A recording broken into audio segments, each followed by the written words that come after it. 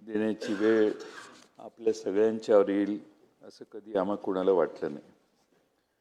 28 जानेवारीला अपघात झाला आणि दादांसारखा नेता नियतीनं आपल्यातून हिरावून नेला. कुणाची नजर लागली काही माहीत नाही, पण महाराष्ट्राच्या राजकारणाला नजर लागली आणि दादांसारखा नेता आपल्यातून गेला. मोठ्या अपेक्षेने ज्यांच्याकडे महाराष्ट्रात बघितलं जातं त्यांनाच हिरावून घेण्याची नियतीची पद्धत आहे का अशी शंका यावी. आपल्या आधीच्या सगळ्या वक्त्यांनी त्यांचा उल्लेखही केला. विलासराव देशमुख साहेब असतील, गोपीनाथ मुंडे असतील, आर आबा असतील आणि आता अजितदादा. दादांच्यावर बोलण्यासारखं बरंच काही आहे, कदाचित दिवस देखील पुरणार नाही. आणि दादांचा स्वभावाचं वर्णन सर्वांनीच केलेलं आहे. आपण सगळे दादांच्या बरोबर आज नाही, गेले 35-40 वर्ष काम केले. दादांच्या स्वभावातले बारकावे वर्णन करावेत तेवढे थोडे आहेत. जवळपास 2 दशकं दादा महाराष्ट्राच्या राजकारणाच्या मध्यवर्ती भागात होते. दादा काय करणार आणि दादांच्या पक्षाची भूमिका ही गेले 20-25 वर्ष महाराष्ट्रात फार महत्त्वाची ठरली. आणि त्यामुळं जेव्हा इतिहास लिहिला जाईल, समाजकारणाचा असेल, सहकाराचा असेल, अर्थकारणाचा असेल, तर मला खात्री आहे की अनेक दिग्गजांची नावं येतील, पण दादांचं नाव लिहिल्याशिवाय तो इतिहास पूर्ण होणार नाही. स्वर्गीय यशवंतराव चव्हाणांच्या मुशीतनं आदरणीय पवारसाहेबांचं नेतृत्व सुरू झालं आणि त्यांचा आविष्कार, त्यांचे संस्कार घेऊन अजितदादांनी आयुष्यभर काम केलं. खरं म्हणजे दादांची आणि आम्हा सर्वांची कारकीर्द ही एकाच वेळी सुरू झाली. दिलीपरावजी इथं बसलेले आहेत, आर आबा होते, आम्ही समोरच्या बाजूत खाडेसाहेब जिथं बसलेले आहेत, कुटेसाहेब बसलेले आहेत, त्या ठिकाणी बसायचो. आणि पत्रकारांनी त्या भागाला अशांत टापूचं नाव दिलेलं होतं 90 साली. मधुकरराव चौधरींनी दिलेलं. आणि मधुकरराव चौधरी साहेब यांनी त्या परिसराचं नाव अशांत टापू दिलेलं, कारण सभागृह शांत असायचं, पण तिथलेच 10-15 जण हे एकमेकात बोलणं तरी करायचे किंवा दंगा तरी करायचे किंवा प्रचंड सत्तेत असून देखील प्रश्नांची सरबत्ती सरकारवर करायचे. आणि म्हणून त्या सहकाऱ्यांच्यातले अनेक सहकारी काळाच्या पडद्याआड गेले. आज दादांना देखील श्रद्धांजली वाहण्याची वेळ आमच्या सगळ्यांवर येते. खरं म्हणजे दादांचा स्वभाव असा होता की जे मनात येईल ते बोलायचे. माझ्याकडे एकदा दादांना निमंत्रण मी केलेलं होतं आणि व्यासपीठावर आर आबाई होते, दादाही होते आणि आबा त्यांच्या सवयीप्रमाणे तंबाखू खात होते. दादांनी ते बघितलं, मला खुणावलं. आम्ही दोघं एकमेकाच्याकडं बघून थोडंसं स्मितहास्य केलं आणि दादांचं भाषण सुरू झालं. ज्यावेळी दादा भाषणाला उठले, माझं झालं, आबांचं झालं आणि मग दादांचं, त्यावेळी दादांनी इतक्या जोरात जाहीर सभेत 10-15 हजार लोकांच्या जाहीर सभेत आर पाटील यांच्या तंबाखू खाण्याच्या स्वभावाबद्दल प्रचंड दादा बोलले. इतके दादा बोलले की आबांना देखील त्यावेळी वाईट वाटलं असेल. मी परत आबांच्या घरी जाऊन आबांना मी म्हटलं की माझ्या व्यासपीठावरून दादा बोलले, मी सॉरी, पण दादा बोलले काही चुकीचं नाही, हे मी आबांना त्यावेळी सांगितलं. आणि मागच्या वेळी आबा आपल्यातून गेले, इथं आबा बसलेले आणि निवडणुकांच्या व्यापातनं आम्ही निवडणूक झाल्यावर इकडे येऊन बसलो. आबांचा गाल सुजलेला. त्यावेळी मी दादांना म्हटलं, दादा तुम्ही माझ्याकडे जे भाषण केलं ते आज खरं ठरलं. तुम्ही सांगत होता हे व्यसन करू नका आणि आबांना ते व्यसन सोडवता आलं नाही. आज आबा व्यसनामुळं असेल, आबांसारखा एक दिग्गज नेता आमच्यातून केला, पण जे ज्याचं चुकलंय ते तोंडावर सांगायचा दादांचा प्रचंड मोठा स्वभाव होता आणि वावगं कधी खपायचं नाही. माझ्याकडे तसेच एकदा आले, म्हटले काय जयंतराव हे कसलं काय संस्था चालवताय? म्हटलं काय झालं? हे झाडच दिसत नाही तुमच्याकडं, हे काय चाललंय? म्हटलं माझ्याकडे या, कसे झाडं आहेत बघा, असं त्यांच्या दरडावण्याच्या वाक्य शब्दात बोलले. म्हटलं ठीक आहे सॉरी म्हटलं. नंतर 7-8 वर्षांनी परत आल्यावर मी दादांना म्हटलं आता कसं वाटतंय? आता मी 100पैकी तुला 60 गुण देतो, 70 गुण देतो, बरी प्रगती आहे. झाडांच्यावर एवढं प्रेम असणारा माणूसच मी बघितला नाही. आणि प्रत्येक झाड कुठल्या प्रकारचं आहे आणि त्या झाडाचं वैशिष्ट्य काय, ह्याची सावली किती पडणार, हे दादांना पाठ असायचं. आणि कुठल्या प्रकारची झाडं लावा हेही सांगायचे. एकदा मला दादांनी म्हटले जयंतराव तुम्ही जरा बारामतीला या, मी तुम्हाला माझं घर दाखवतो. मी आणि माझी पत्नी आम्ही दोघं बारामतीला गेलो. दादांनी त्या परिसरातली त्यांच्या ओळखीची 4-6 घरं दाखवली. आणि ह्याला किती 25, 30, 40 वर्ष, 35 वर्ष झाली असतील. आणि जेव्हा जेव्हा माझ्याकडे यायची त्यावेळी दादा म्हणायचे, जयंतराव घर बांधलं का? घर बांधलं का? अहो घर बांधावं किती वेळा सांगतोय. म्हणजे इतका व्यक्तिगत हे असायचा. मध्ये घरात माझ्या यायचे, म्हणते जयंतराव आता सुना आले, जरा तरी घराची व्यवस्था करा काहीतरी. म्हणजे घराच्या बद्दल दादा एवढे टची होते आणि दिसेल त्यावेळी काही नसलं तर ह्या विषयावर यायचे. त्यामुळं व्यक्तिगत जीवनात दादांचा जो वागण्याचा स्वभाव होता, मला वाटत नाही की अशा प्रकारची वागणूक ही नीटनेटकेपणाची, आपुलकीची आणि कडक स्वभावाची दुसऱ्या कुणाची आम्हाला कधी मिळाली असेल. खरं म्हणजे 98 साली दादा बँकेचे अध्यक्ष झाले, मी साखर संघाचा अध्यक्ष झालो. महाराष्ट्रात आम्ही दोघांनी दौरा काढायचं ठरवलं. मग विदर्भापासून सगळ्या कारखान्यांना, विदर्भ, मराठवाडा, खानदेश सगळ्या कारखान्यांना भेटी द्यायचा कार्यक्रम केला. काही कारखाने बँकेचे अध्यक्ष येणार आहेत, बँकेचे पैसे मिळाले पाहिजेत म्हणून कारखाना ऊस नसला तरी चालू ठेवायचे. एका कारखान्यावर आम्ही गेलो, त्या कारखान्यावर जाताना ऊस नव्हता. तर संस्था चालक म्हटले दादा ह्या बाजूने ऊस येत नाही, तिकडच्या बाजूने ऊस येतो. बरं म्हणतो. मग आम्ही गेलो. त्याने काय कारखान्यात आम्हाला जाऊन दिलं नाही, कारण धुराडं चालू होतं. पण बाहेरच स्टेज घातलं, मोठा सत्कार वित्कार केला. वेळ कमी होता. दादा म्हटले आता जातो आम्ही. त्यालाही ते सोयीचं होतं. ठीक आहे दादा चला म्हटले. गाडीत बसल्या दादांना मी पुढे म्हटलं दादा आता तिकडं आलो, आता इकडं निघालो, इकडं पण ऊस नाही, तिकडं पण ऊस नाही. आता दादांनी लावला त्याला फोन. हे म्हटले काय सांगतो? म्हटले इकडेही ऊस नाही, तिकडेही ऊस नाही, तू काय आम्हाला मूर्ख बनवतो का? एवढे दादा फोनवर त्या कारखान्याच्या अध्यक्षाला बोलले.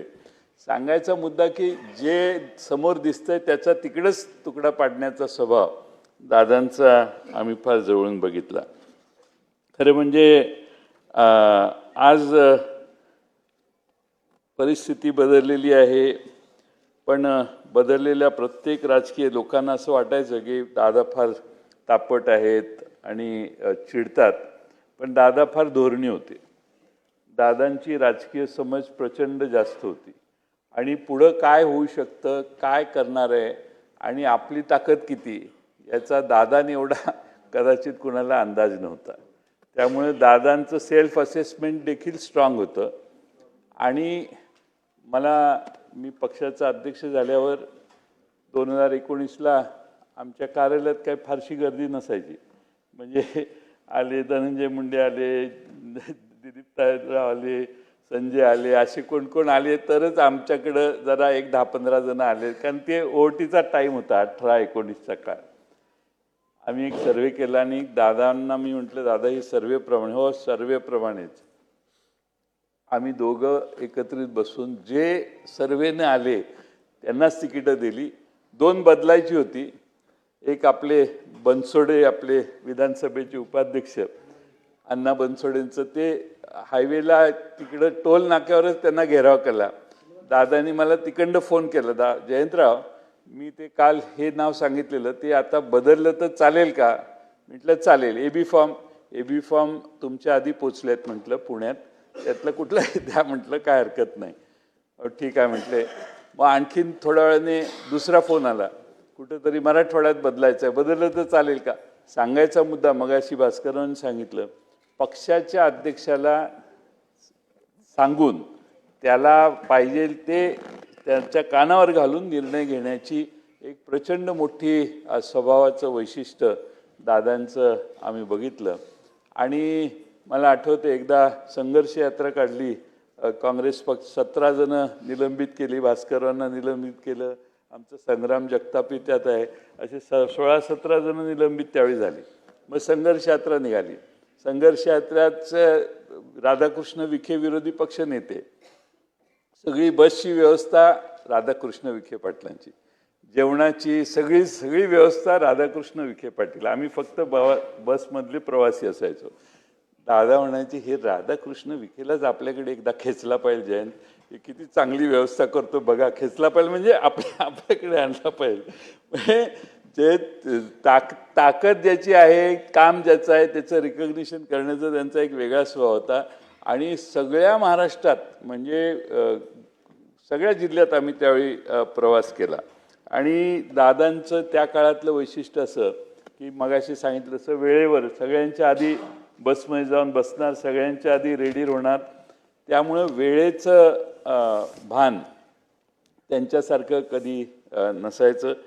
मी शेवटी त्यांना सांगायचो, मला जरा अर्धा तास आधीची वेळ कळवत जावा, म्हणजे 8ला यायचं तर 7:30ला कळवा, मी 8ला पोहोचत जाईन. असं मला सांगतच जाऊ नका 8 आहे म्हणून 7:30च सांगा, कारण त्यांचा आणि माझा टाईम कधी वेळेवर एका वेळी कायम वेळेवर प्रचंड जायचे ते. इथं आम्ही बसायचो विरोधी पक्षामध्ये, त्यावेळी सगळे कामकाज संपल्यानंतर त्यांचे स्वतःची व्यक्तिगत कामं काढून बसायचे ते. आणि प्रत्येक बारीक लहान लहान आलेल्या पत्राला काय काय करायचं याच्यावर सूचना लिहायचे. त्यामुळे प्रशासनावर प्रचंड वचक होता. मला खात्री आहे की दादा जर आज आपल्यात असते पुढची 15-20 वर्ष, तर नक्की दादांची क्षमताच एवढी होती आणि ॲक्सेप्टेबिलिटी एवढी होती की दादा भविष्य काळात कधी ना कधीतरी महाराष्ट्राच्या प्रमुख पदावर नक्की बसले असते, याची माझ्या मनात कधीच शंका नव्हती. आणि त्यामुळं अलीकडच्या काळात माझा त्यांचा स्नेह फार जवळचा झाला होता. आणि गेले 8-9 महिने बऱ्याच बैठका माझ्या त्यांच्या झाल्या. आणि त्यावेळी इतक्या वेळेला जेवणाला यायचे, इतके प्रचंड खुश असायचे की मला या मागच्या 4 महिन्यात दादांच्या चेहऱ्यावरची खुशी प्रचंड मोठी होती, हे या ठिकाणी नमूद करणं आवश्यक आहे. खरं म्हणजे आज महाराष्ट्रामध्ये जे समाजकारण राजकारण आहे, ते सगळं समाजकारण राजकारण हे वेगळ्या प्रकारचं आहे. मी त्याच्यावर जाणार नाही, कारण आज ही आपण दादांना श्रद्धांजली वाहतोय. पण दादांना शरद पवार साहेबांच्याबद्दल प्रचंड अभिमान असायचा. मध्ये महापालिकेच्या निवडणुकीत त्यांनी भाषण करताना कोणाला म्हटले मला माहीत नाही, ते म्हटले, तू असशील मोठ्या बापाचा, पण मी पण कमी नाही, मी पण मोठ्या काकांचा पुतण्या आहे, तुझ्या बापापेक्षा माझा काका लय मोठा आहे. याच्यातनं त्यांना ठीक आहे मतभेद झाले असतील, पण शरद पवार साहेबांच्याबद्दल प्रचंड आदर हा शेवटपर्यंत मी त्यांच्या डोळ्यात, त्यांच्या वागण्यात, त्यांच्या बोलण्यात बघितला. अलीकडे साहेबांची तब्येत बरोबर नाही याविषयी देखील ते अतिशय स्पष्टपणाने बऱ्याच गोष्टी आम्हा सगळ्यांना सांगायचं काम करायचं. खरं म्हणजे बोलण्यासारखं अनेक आहे, मी बरेच काय बोलू शकतो, पण मला असं वाटतं की आमचं नेहमी असायचं, आमच्या पक्षाचं ब्रीदवाक्य असायचं, योग्य वेळी योग्य निर्णय. पण दादांचा अचानक जाण्याचा निर्णय हा खरं म्हणजे चुकीचा झाला. हा एकच निर्णय दादांचा चुकला असं म्हटलं तर वावगं ठरणार नाही. मला समोरून सारखे खुणवायचे आणि एकदा इथं मी बसलेलो मुनगंटीवार तिकडनं मला म्हटले जयंतराव आमच्यात या. त्यावेळी दादा उठले एवढे तडकाफडकी आणि दादानी मुनगंटीवार साहेबांना फारच मुनगंटीवार साहेबांच्या बोलण्याला आक्षेप घेतला. मग दादा तिकडे गेले आणि वहिनी बसल्या तिथं दादा बसायचे. तिथं बसल्यावर दादांनी तिकडनं भाषणात मला सांगितलं आमचं तुमच्यावर फार बारकाईनं लक्ष आहे. आणि मग बाकीचे काही राजकीय भाष्य केलं त्यांनी. त्यामुळे सारखे म्हणजे राजकीय म्हणजे जागरूकता त्यांची, सभागृहात काही झालं कुठंही तर चटकन त्याला म्हणजे रावळ काय बोलले तर रावळ्यांच्या मतदारसंघातली माहिती देखील त्यांना परफेक्ट असायची. त्यामुळं ह्या 288 मतदारसंघाचा अतिशय बारकाईनं अभ्यास दादांना होता हे आपल्या सगळ्यांना कबूल केलं पाहिजे. खरं म्हणजे अनेक गोष्टी या ठिकाणी सांगता येतील. आम्ही भाषणाला जायचो तर सगळे समोर दादांच्यासाठी घोषणा असायची, एकच वादा अजित दादा. आणि ती घोषणा एक एवढी मोठी असायची असं आम्हाला वाटलं नव्हतं की दादा एवढ्या लवकर आपला वादा तोडून आपल्यातून निघून जातील. दुर्दैव आहे, बाकीच्या सगळ्या गोष्टी येतील पण माणूस गेल्यावर त्या गोष्टी आपल्याला मिळू शकत नाहीत.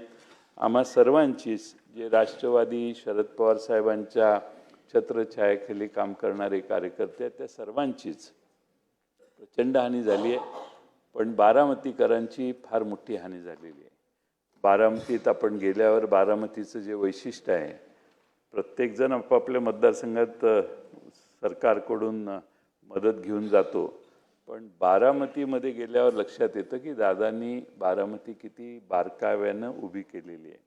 रस्त्यावरच्या फुटपाथच्या रंग जरी खराब झाला तरी गाडी उभं करून फोन करून तो रंग परत मारून घ्या सांगणारे दादा, आणि स्वतः फुटपाथ झाडं आणि तिथला परिसर बघण्याच्यासाठी प्रचंड वेळ देणारे दादा हे आपण सगळ्यांनी बघितले. ते बारामतीकरांना त्यांची कायमची उणीव भासेल असं मला वाटते.